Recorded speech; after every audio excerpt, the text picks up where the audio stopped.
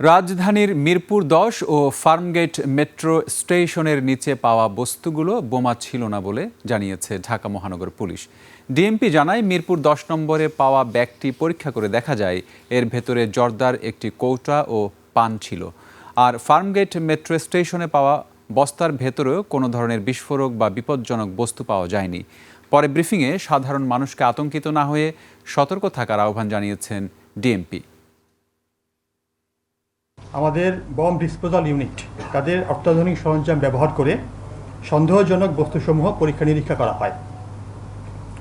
পরীক্ষা শেষে আমরা নিশ্চিত হতে পারি যে কথিত বোমা সদৃশ বস্তুগুলো কোনো বিস্ফোরক ছিল না।